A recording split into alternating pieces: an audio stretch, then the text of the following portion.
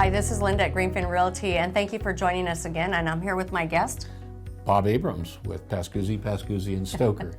Thank you so much, Bob. It's so good to see you and have you on as a visitor. So I wanted to pick up on arbitration and mediation. That is on our purchase contract, page 8, paragraph 22A and B.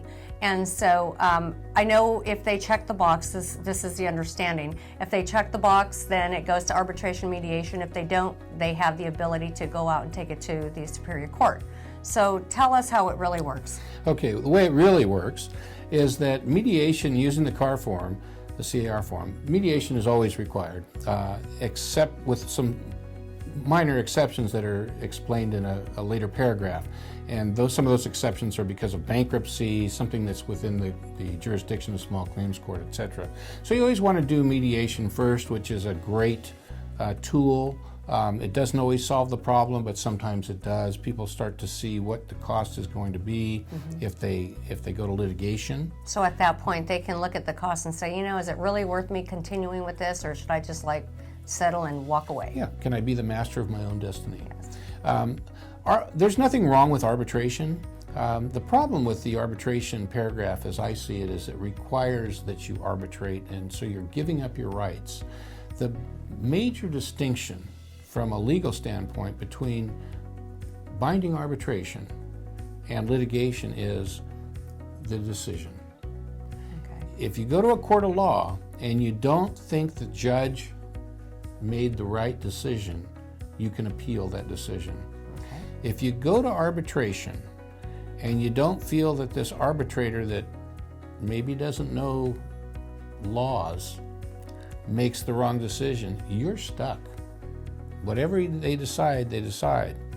Now, some people think that the arbitration is much less expensive than litigation, but I'm here to tell you that it is not necessarily. It can be, but it is not necessarily. It is faster generally, at least in Fresno County, so you get a quicker decision, but you pay a lot of money to hire the arbitrator.